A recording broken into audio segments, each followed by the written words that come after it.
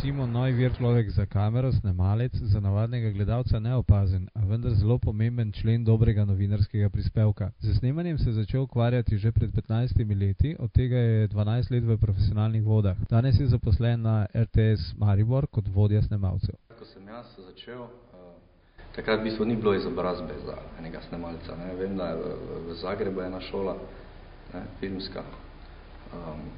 Zelo podobna izobrazba za snemalca je bila fotografska šola v Ljubljani. Ne. To je, tisto ni kamera, ampak je fotografija. Malo se razlikuje fotografija, ne, ampak drugače pa izobrazba je pa elektronika. Jaz sem elektronik, ne, in se pravim, od nekdaj me tehnika zanimala, zato sem šel v elektroniko.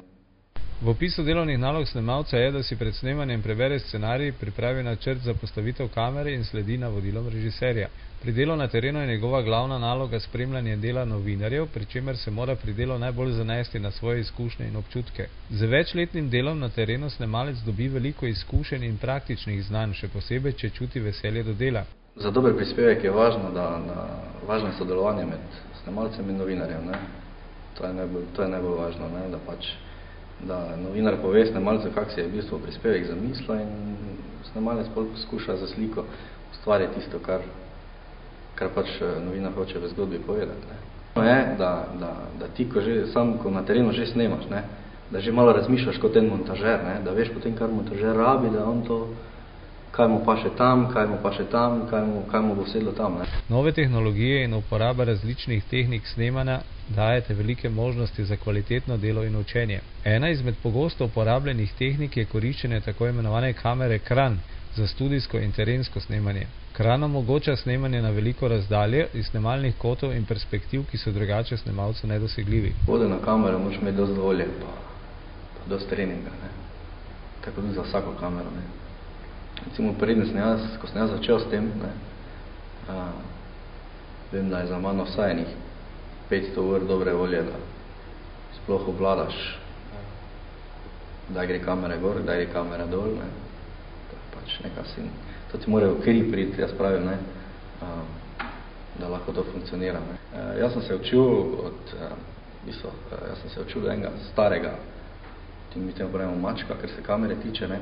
On je vedno rekel, vedno kar narediš, ne smeš nikoli biti zadovoljen, ne, vedno moraš boljše narediti. Ne. In to te pač bolj pripelje do tega, da lahko potem od kamere nadaljuješ na to, na ono, ne vem, tako sem se jaz pol začel s tem ukvarjati, ne, z daljinsko vodeno kamero. Snemalec, ki dela na terenu, mora biti fizično in psihično močna osebnost. Psihično naporno včasih, ne, tudi recimo odvisno, ne, tiste variante, ko so črna kronika in to, ne, mi pač dežuramo za razne, to so od raznih nesreč do tega, ne, pač može biti tudi malo, težko je tam, ne, recimo, če prideš na neko prometno nesrečo, ali kaj, pač to treba posneti, samo pač može biti nekako bolj trden, da to preneseš, ne, da te pol ne more tlačiti, ne, ampak sproti se navadiš, tako da te pol to nekako odklopiš tisto, kar tam vidiš, pa pol svoje delo praviš, pa to je naporno, to je za mene zelo naporno.